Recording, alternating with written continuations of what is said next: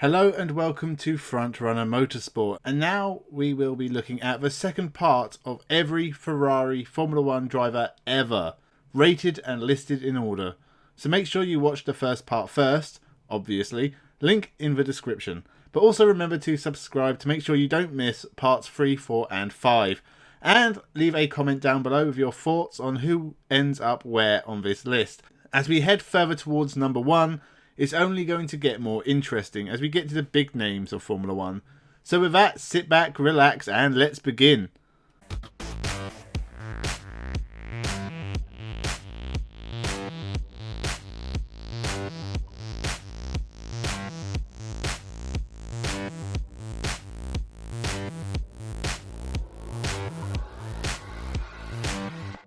Welcome to Frontrunner Motorsport. 61. Olivier Gendebien. Olivier Gendebien was a top race car driver of his time, but his Formula 1 career was littered with sporadic drives. For various teams, he raced for Ferrari between 1956 and 1961, but only raced 8 times for Scuderia Ferrari.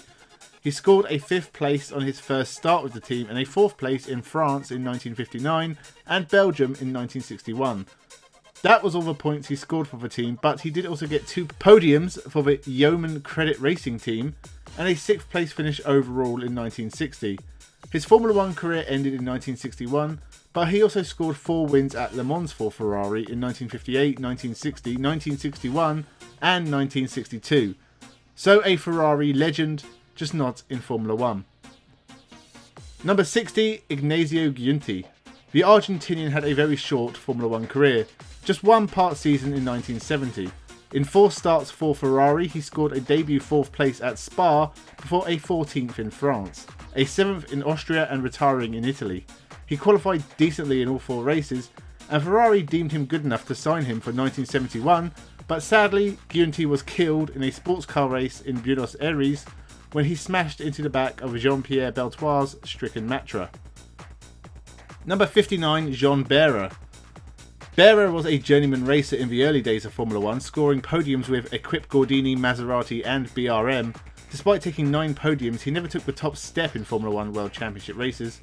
He only made 3 starts for Ferrari in his final year in Formula 1 in 1959, but he qualified 2nd, 4th and 5th, but was let down by reliability in the races.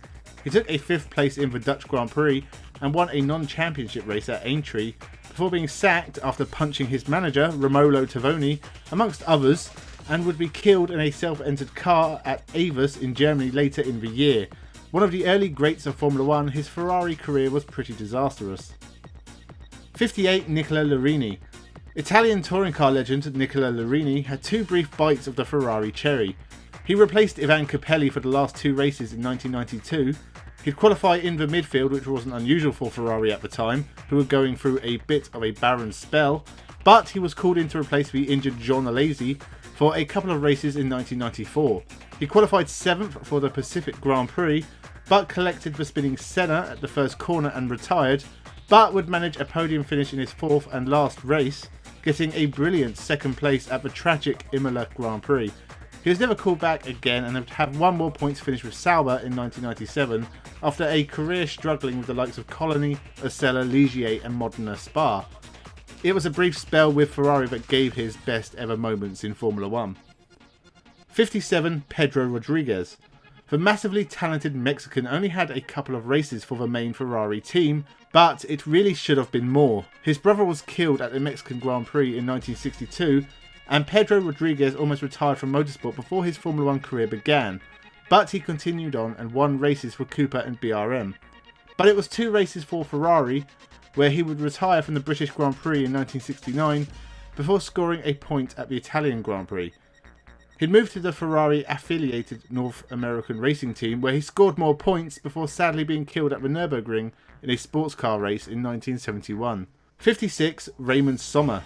A very successful pre-war racer, Raymond Summer won the 24 Hours of Le Mans twice in a self-entered Alfa Romeo 8C in only the 10th and 11th runnings of the race in 1932 and 1933. He also drove for Ferrari in the 1930s as well, getting a podium for the team in the Italian Grand Prix of 1948, again before Formula 1 even existed.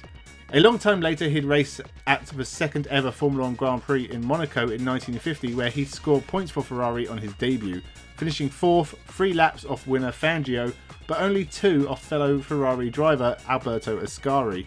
He'd have a second race that year at the Swiss Grand Prix, but retired with broken suspension before seeing out the season in his own self-entered Talbot, as well as a race for the factory Talbot team. He was sadly killed at the tail end of 1950 at a non-championship Grand Prix in a Cooper. 55. Umberto Maglioli. Another of Ferrari's young drivers from back in the 50s, Umberto Maglioli made his debut in Italy in 1953 but only finished 8th. He'd get a 9th and a 7th in 1954 before getting his first podium for the team in Italy, although it was a shared drive with Jose Froilan Gonzalez. He'd get a second podium in the first race of 1955, this time shared with Giuseppe Farina and Maurice Trintignant, meaning Maglioli got 1 and a third points. A third is just irritating to look at. He'd only have one other race for the team, scoring a 6th place in Italy before his Formula 1 career ended in 1957, with a disastrous outing in a Formula 2 spec Porsche. It was a bit of a waste of young talent to only give him sporadic drives, but he did a job for Ferrari when necessary. 54. Alfonso de Portego. Alfonso Cabeza de Vaca y Leighton, 11th Marquis of Portego in Spain, the Spanish aristocrat took a hand to everything from Formula 1 to bobsleigh. He had 5 races for Ferrari, the last 4 of 1956 in which he mostly didn't finish except for a second place in the British Grand Prix shared by Peter Collins. He'd shared the points with Jose Froilan Gonzalez in Argentina in 1957, and this was his last race for Ferrari before his untimely death at the Mars Miglia, where he was killed along with his co-driver and 9 spectators, including 5 children.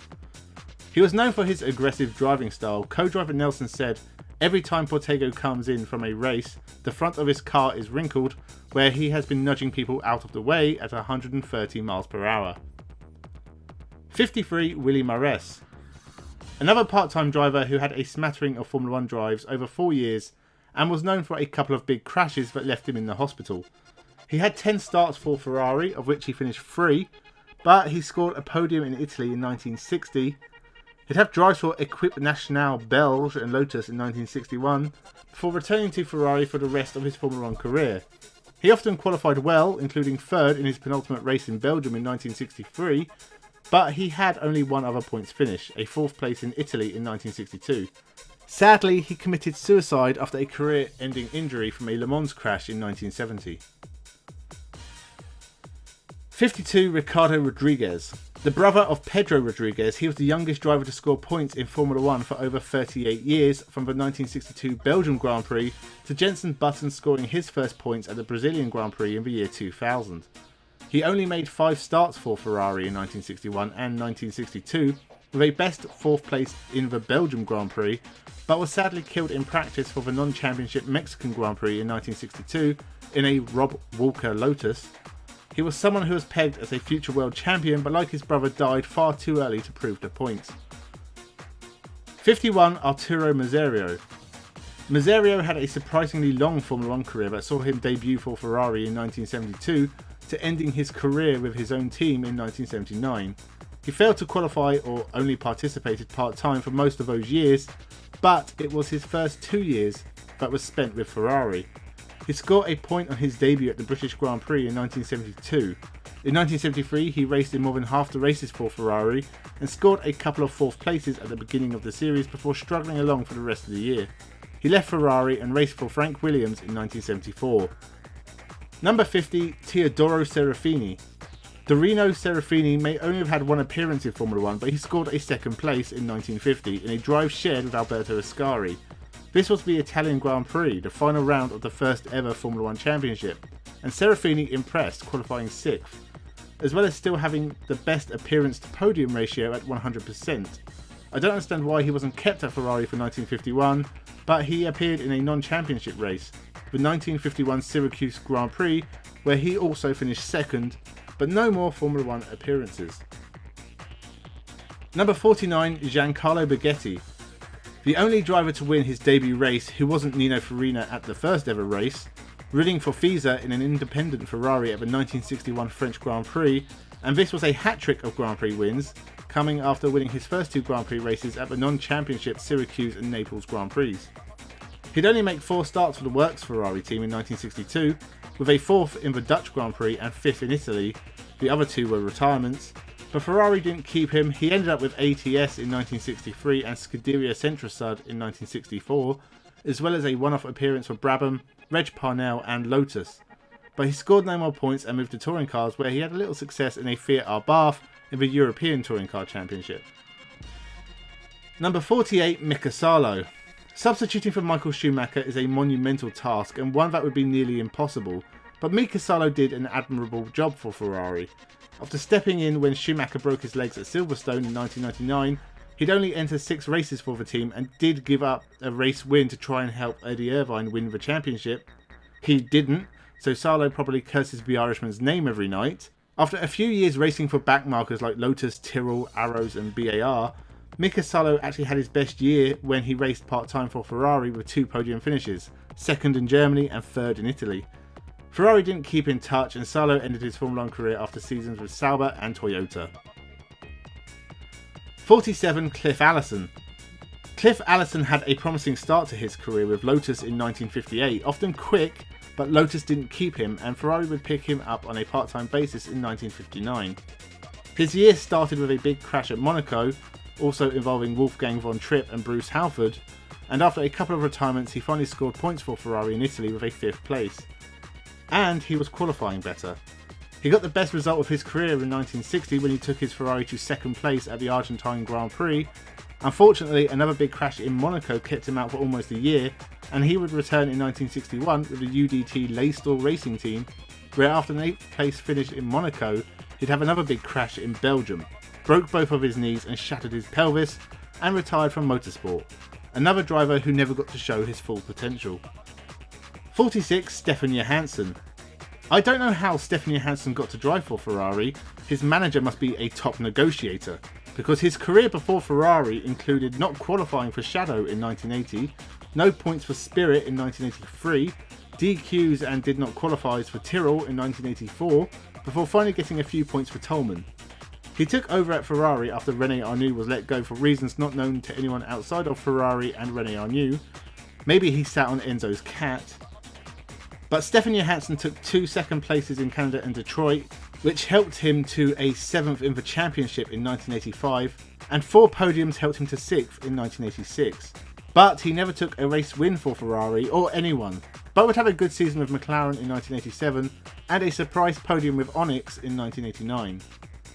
So that is the second part of the list complete. So do you agree with all these placements? Would you do it differently? Who do you think is going to be in the next 15? Or do you want to have a guess at the top 5 now and see if you were right? Leave a comment down below, like and share the video. Most importantly, remember to subscribe. It is Christmas, and with that, thank you for watching and have a good one.